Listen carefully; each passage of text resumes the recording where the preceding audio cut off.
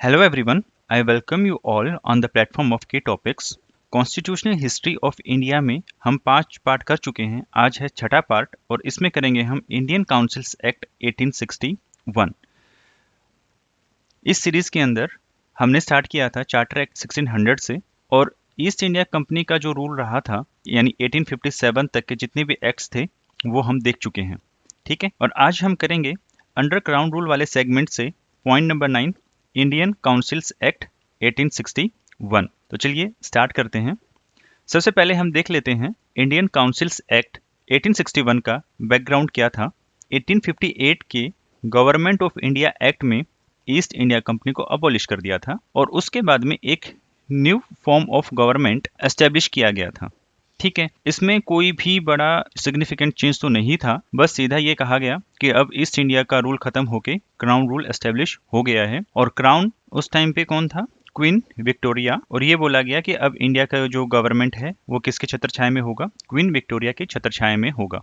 ठीक है, तो उसमें एज सच कुछ गवर्नमेंट का जो सिस्टम था उसको तो चेंज नहीं किया और सेम पुराने ही जो गवर्नमेंट का जो टाइप था उसी को फॉलो करते आ रहे थे, तो कोई सिग्निफिकेंट चेंज किया नहीं 1858 के एक्ट में। तो इसीलिए the government of India act 1858 had changed the system of government but did not take any major step until 1861। यानी 1861 तक कोई भी मेजर स्टेप उन्होंने नहीं लिया और इसी गैप को फुलफिल करने के लिए 1861 में ये एक्ट ब्रिटिश पार्लियामेंट में पास किया गया। ठीक है, दूसरा क्या रीजन था? Non cooperation and non participation of Indians. आपने देखा था जितने भी एक्ट्स अभी तक आए थे उनमें किसी भी एक्ट के अंदर इंडियंस की एंट्री नहीं की गई थी लेजिस्लेटिव काउंसिल में। ठीक है, ना ही वो एग्जीक्यूटिव काउंसिल के मेंबर थे, ना ही वो सिस्टम ऑफ गवर्नमेंट जो था ईस्ट इंडिया कंपनी का उसके अंदर इंडियंस का कोई भी रोल दिया गया था। तो इस वजह से जितने भी एक्ट्स थे उन सभी एक्ट्स ने सेटिस्फाई नहीं किया इंडियंस को। ठीक है, उसके बाद में आप नेक्स्ट पॉइंट है हाईली सेंट्रलाइज्ड एडमिनिस्ट्रेशन। हमने देखा था कि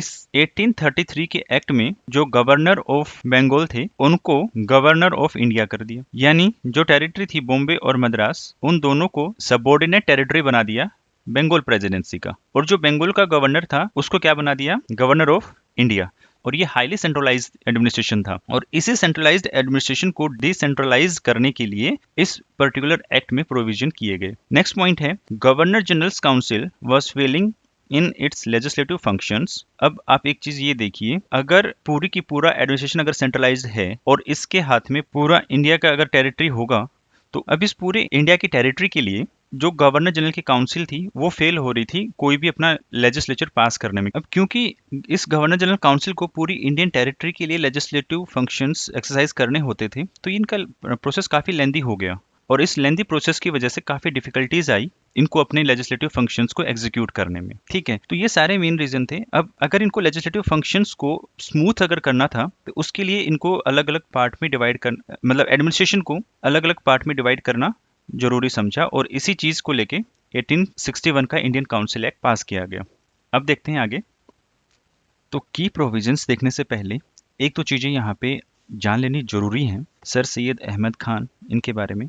एक तो ये फर्स्ट मुस्लिम थे जो कि हाई कोर्ट जज अपॉइंट हुए थे ब्रिटिश राज में। तो sir Syed Ahmad Khan first Muslim थे जो कि अपॉइंट हुए थे हाई कोर्ट जज इन ब्रिटिश राज।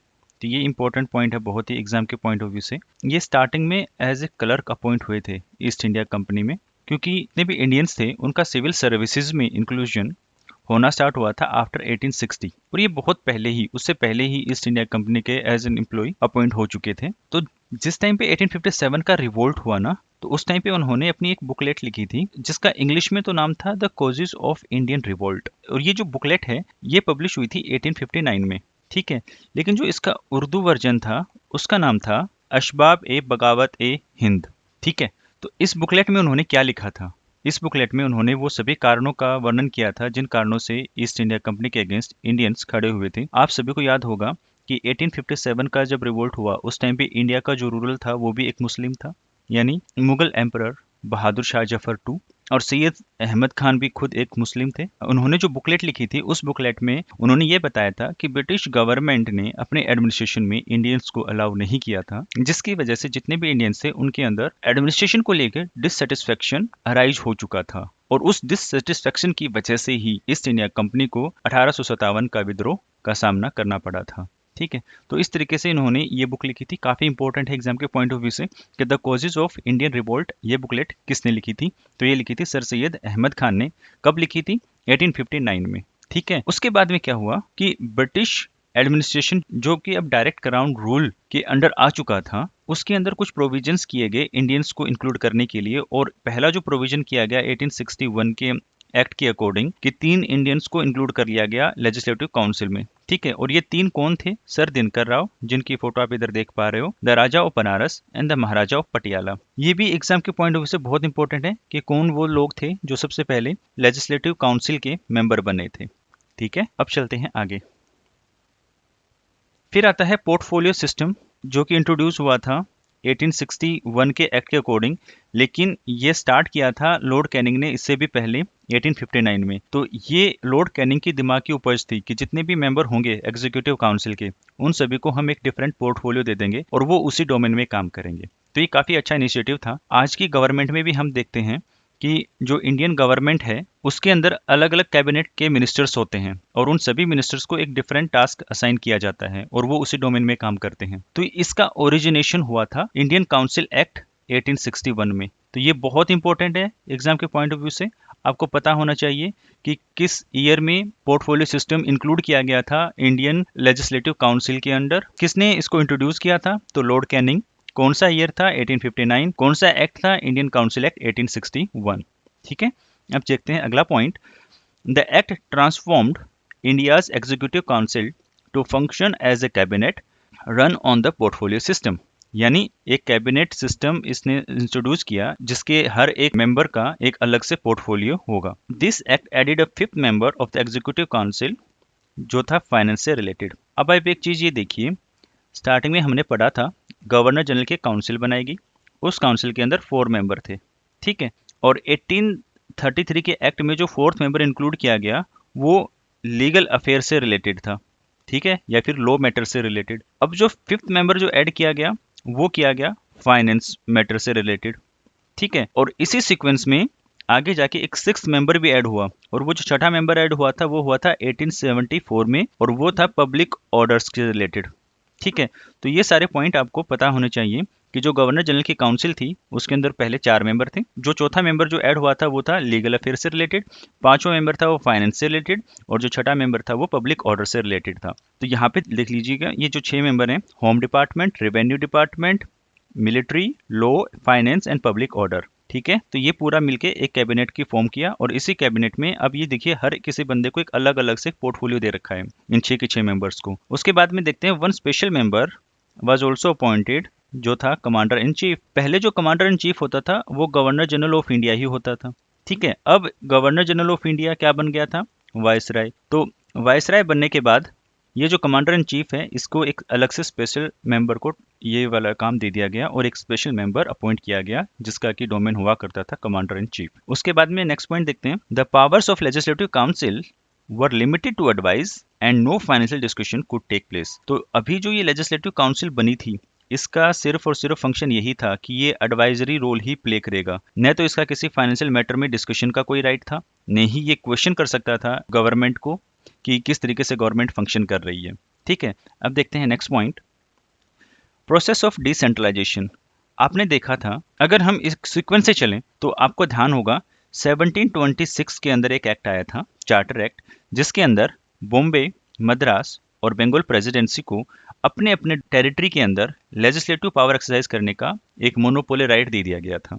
ठीक है। उसके बाद में देखें तो 1773 में सेंट्रलाइजेशन का प्रोसेस स्टार्ट हुआ था और इस सेंट्रलाइजेशन के प्रोसेस में क्या था, जो गवर्नर ऑफ बंगाल था उसको governor general of Bengal appoint किया गया।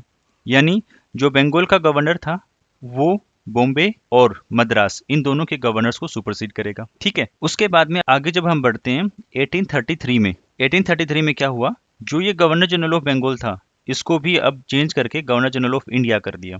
यानी जितनी भी इंडिया की टेरिटरी थी उस पूरी टेरिटरी को अब वन मैन या फिर वन पोस्ट के अंडर कर दिया और वो पोस्ट थी गवर्नर जनरल ऑफ इंडिया की पोस्ट। यानी पूरा का पूरा एडमिनिस्ट्रेशन या पूरी की पूरी इंडियन गवर्नमेंट को ही सेंट्रलाइज कर दिया गया था। और आप एक चीज ये देखिए, अगर इस एक बंदे को उसको पूरे के पूरे टेरिटरी के लिए ही अगर लेजिस्लेटिव पावर एक्सरसाइज करनी पड़ेंगी तो वो पूरा प्रोसेस कितना लेंदी हो जाएगा और काफ़ी हेक्टिक भी हो जाएगा। अब एक जगह से बैठ के वो पूरे के पूरे इंडिया का एडमिनिस्ट्रेशन तो नहीं कर सकता। तो ये वाला भी एक नेगेटिव पॉइंट था चार्टर एक्ट ऑफ 1833 का। ठीक है, इस एक्ट में क्या किया गया, 1861 में दोबारा से यहाँ पे डिसेंट्रलाइजेशन का प्रोसेस स्टार्ट हो गया। सबसे पहला पॉइंट है, this act restored the legislative authority of Bombay and Madras presidency. तो जो ये बॉम्बे और मद्रास प्रेसिडेंसी थी, इनका जो लेजिस्लेटिव अथॉरिटी थी उसको दोबारा से रिस्टोर कर दिया गया।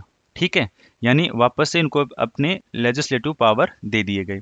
लेकिन ये लेजिस्लेटिव पावर भी इनकी थी लिमिटेड, और कहाँ तक लिमिटेड थी कि ये सिर्फ पीस एंड गुड गवर्नमेंट को ही मेंटेन रखेंगे, सिर्फ इतनी ही इनको अथॉरिटी दी गई। एक हिसाब से ये लगा लो कि इनको रिस्पॉन्सिबिलिटी दी गई थी कि आपको अपने अपने टेरिटरी में पीस और गुड गवर्नमेंट को मैनेज करना है। ठीक है, उसके बाद में नेक्स्ट पॉइंट देखते हैं, Bombay and Madras presidency given the power to nominate minimum 4 and maximum 8 members of executive council, और इनका टेन्योर हुआ करता था 2 साल का। यानी यहाँ पे इनको अपनी अपनी टेरिटरी के अंदर एग्जीक्यूटिव काउंसिल फॉर्म करने का राइट दे दिया गया, और इसके अंदर जो मैक्सिमम स्ट्रेंथ थी वो थी 8 और मिनिमम स्ट्रेंथ 4 मेंबर की हुआ करती थी, और इन सभी मेंबर्स का जो टेन्योर था वो 2 साल का हुआ करता था। तो ये एक इंपॉर्टेंट पॉइंट है, यानी एग्जीक्यूटिव काउंसिल यहाँ पे फॉर्म की गई इन दोनों प्रेसिडेंसीज में, और इनका जो मैक्सिमम नंबर था वो कितना था, 8, और मिनिमम नंबर 4, और टेन्योर था 2 साल का। उसके बाद में नेक्स्ट पॉइंट देखते हैं, the legislative council of Calcutta given the exclusive power to pass laws for the whole of the country. ये तो हम पहले से देखते आ रहे हैं कि जो बंगाल की जो प्रेसिडेंसी थी या लेजिस्लेटिव काउंसिल थी उसको सुप्रीम पावर दे रखी थी दोनों प्रेसिडेंसीज के ऊपर। तो यहाँ पे भी उसको ये सुप्रीम पावर दे दी गई कि जो बंगाल की लेजिस्लेटिव काउंसिल होगी वो पूरे के पूरे इंडिया के लिए लॉ फ्रेम कर सकती थी या फिर लेजिस्लेटिव पावर एक्सरसाइज कर सकती थी। ठीक है, new legislative councils were formed for Bengal in 1862, North Western Frontier Province 1866 and for Punjab 1897। ये वाले पॉइंट इंपॉर्टेंट हैं। देखो, सबसे पहले तो हमें यहाँ पे ये देखना है कि सबसे पहला जो लेजिस्लेटिव काउंसिल बना वो कहाँ का बना, तो वो बना था बंगाल का 1862 में। ठीक है, उसके बाद में नॉर्थ वेस्टर्न फ्रंटियर जोन, एक बार मैं इसको क्लीन कर देता हूँ। ठीक है, तो बंगाल का जो बना था वो 1862 में, और ये आपका पूरा का पूरा है नॉर्थ वेस्टर्न फ्रंटियर जोन, तो यहाँ पे बना था 1866 में, और जो ये पंजाब वाला रीजन है इसके लिए बना था 1897 में। तो ये आपको पॉइंट सारे याद रखने हैं कि सबसे पहले जो लेजिस्लेटिव काउंसिल बनी थी वो बंगाल की काउंसिल बनी थी, लेजिस्लेटिव काउंसिल 1862 में, और इस बंगाल की जो लेजिस्लेटिव काउंसिल थी इसको पूरे के पूरे इंडिया के लिए लॉ फ्रेम करने की अथॉरिटी थी। ठीक है, उसके बाद में चलते हैं नेक्स्ट पॉइंट पे, powers of governor general of India और वाइसराय ऑफ इंडिया इंक्रीज। जो गवर्नर जनरल ऑफ इंडिया थे या फिर वाइसराय, ये कौन थे, लॉर्ड कैनिंग। अब इनकी पावर्स को इंक्रीज कर दिया गया। अब हम देखते हैं कि इनकी पावर्स को कैसे इंक्रीज किया गया। Power to issue ordinance without consent of legislative council during emergency. जो लेजिस्लेटिव काउंसिल हुआ करती थी वो तो कोई भी लॉ फ्रेम नहीं कर सकती, क्योंकि इमरजेंसी की सिचुएशन में लेजिस्लेटिव काउंसिल सेशन में नहीं हुआ करती थी। और हमने देखा था कि उस टाइम पे जो लेजिस्लेटिव काउंसिल थी वो कहाँ की थी, वो सिर्फ लेजिस्लेटिव काउंसिल थी 1862 में जो फ्रेम हुई थी बंगाल के लेजिस्लेटिव काउंसिल। अब बिना इस लेजिस्लेटिव काउंसिल की परमिशन के लॉर्ड कैनिंग बिल पास कर सकता था, और वो जिस मीडियम से बिल पास कर सकता था उसको कहते हैं ऑर्डिनेंस। ऑर्डिनेंस को हिंदी में कहते हैं अध्यादेश। तो जो अध्यादेश या ऑर्डिनेंस इशू करने की पावर किसके पास थी, गवर्नर जनरल या फिर वाइसराय के पास। किस एक्ट के अंदर ये प्रोविजन था, इंडियन काउंसिल एक्ट 1861 के अंडर। ठीक है, अब देखते हैं नेक्स्ट पावर इसको क्या दी गई। He had the power of making rules regulation for the executive council. अब जो एग्जीक्यूटिव काउंसिल थी वो तो डायरेक्टली किसके अंडर आती थी, पहले भी गवर्नर जनरल के अंडर आती थी, लेकिन अब इसके पास में पावर ही दे दी गई कि इनके लिए कोई भी रूल्स या रेगुलेशन है वो फ्रेम कर सकता है अब गवर्नर जनरल या फिर वाइसराय। ठीक है, मैंने आपको बताया था कि गवर्नर जनरल हम तब यूज करेंगे जब वो एज ए लेजिस्लेटर काम करेगा, वाइसराय हम उसके लिए वर्ड तब यूज करेंगे जब वो प्रिंसली स्टेट्स और क्राउन के बीच में एक मीडिएटर के रूप में काम करेगा। ठीक है, तो ये मैंने पिछले वीडियो में दोनों के बीच का difference governor general of India और वाइसराय ऑफ इंडिया का कवर कर रखा है, आप पिछले वीडियो में जाके उसको देख सकते हैं।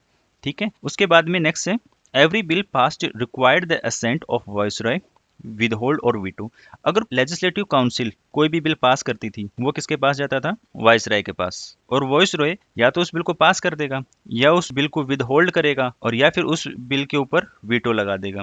तो ये सारी की सारी पावर किसके पास थी, वाइसराय के पास थी। अब जैसे ही वाइसराय ने किसी भी बिल को पास कर दिया तो वो बिल क्या बन जाता था, लॉ बन जाता था, और जैसे ही कोई लॉ बन गया उस लॉ के बारे में वाइसराय को इन्फॉर्मेशन देनी होती थी सेक्रेटरी ऑफ द स्टेट को, और उस टाइम पे, जिस टाइम पे 1861 का एक्ट आया था, उस टाइम पे सेक्रेटरी ऑफ द स्टेट कौन था? तो ये इंपॉर्टेंट है, सर चार्ल्स वुड। ठीक है, तो ये उस टाइम पे सेक्रेटरी ऑफ द स्टेट थे। अब चलते हैं आगे।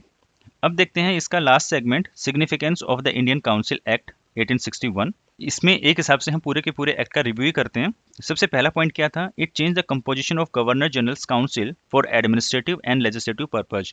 यानी एडमिनिस्ट्रेशन और लेजिस्लेटिव पर्पज के लिए इसका गवर्नर जनरल की काउंसिल को डिवाइड कर दिया था एग्जीक्यूटिव काउंसिल और लेजिस्लेटिव काउंसिल में। ठीक है, उसके बाद में नेक्स्ट पॉइंट क्या है? Most welcome initiative of this act was the participation of Indians in the legislature. तो इसमें इंडियंस का पार्टिसिपेशन अलाउ किया गया था, ये हमने देखा था। 3 इंडियंस को भी इसमें इंक्लूड किया गया था। ठीक है, उसके बाद में नेक्स्ट पॉइंट क्या है? The subjects like public debt, finance, currency, post office, telegraph, religion, patent and copyrights were ordinarily considered under the central government. अब ये जो टॉपिक्स थे ना, नॉर्मली इनको यही माना जाता था कि ये सेंट्रल गवर्नमेंट के सब्जेक्ट हैं। यानी जो प्रोविंसेस थी, बॉम्बे और मद्रास की प्रोविंसेस, वो इनके ऊपर कोई भी कानून नहीं बना सकती थी, और ये सारे सब्जेक्ट सेंट्रल गवर्नमेंट के सब्जेक्ट माने जाते थे। और सेंट्रल गवर्नमेंट कहाँ पे आती थी? बंगाल की प्रेसिडेंसी के अंदर जो लेजिस्लेटिव काउंसिल फ्रेम की गई थी, वही लेजिस्लेटिव काउंसिल इन सभी सब्जेक्ट्स के ऊपर कानून बना सकती थी। ठीक है, उसके बाद में देखते हैं इसके डिफेक्ट्स। क्या क्या इसके डिफेक्ट्स थे? सबसे पहला डिफेक्ट इसका ये था कि the legislative council given no power to ask questions और to criticise the government and not allowed to take financial decision. Legislative council जो फ्रेम हुई थी बंगाल की, उस काउंसिल को कोई भी राइट नहीं दिया गया क्वेश्चंस पूछने का, ना कोई राइट दिया गया उनको क्रिटिसाइज करने का गवर्नमेंट को, और ना ही कोई फाइनेंशियल डिसीजन लेने की इंडिपेंडेंस इस काउंसिल के पास थी। ठीक है, तो इस तरीके से इसमें काफी सारे लूप होल थे। उसके बाद में लास्ट पॉइंट है, no official provision was made to nominate Indians. अब ये प्रोविजन कर तो दिया गया था कि इंडियंस को हम नॉमिनेट करेंगे लेजिस्लेटिव काउंसिल का मेंबर बनने के लिए, लेकिन क्या प्रोसीजर होगा इसका, कि किस प्रोसीजर से इंडियंस को इंक्लूड किया जाएगा, वो इसके अंदर कोई भी मेंशन इसके अंदर नहीं था। इस प्रोविजन का मिस यूज ब्रिटिश गवर्नमेंट ने कैसे किया कि उन्होंने सिर्फ उन्हीं इंडियंस को लेजिस्लेटिव काउंसिल का मेंबर नॉमिनेट किया जिन्होंने ईस्ट इंडिया कंपनी की हेल्प की थी 1857 के रिवोल्ट में। तो एक हिसाब से उनको प्राइज देने के लिए ही ये वाला प्रोविजन यूज किया गया था। ठीक है, तो ये सारे के सारे हमने देख लिए इसके 1861 के एक्ट के प्रोविजंस डिटेल में, और काफ़ी इसको हमने डिटेल में किया है। जितने भी एग्जाम्स में जो भी क्वेश्चंस आते हैं, किसी भी एग्जाम में हो, चाहे वो स्टेट लेवल के एग्जाम हो, चाहे आपके वो यूपीएससी से रिलेटेड एग्जाम हो, हर एक एग्जाम के सारे डायमेंशंस कवर हो जाएंगे सिर्फ इसी एक वीडियो सीरीज से। आई होप आपको ये वीडियो सीरीज पसंद आ रही होगी। Please do like, share and subscribe की topics. Thank you so much.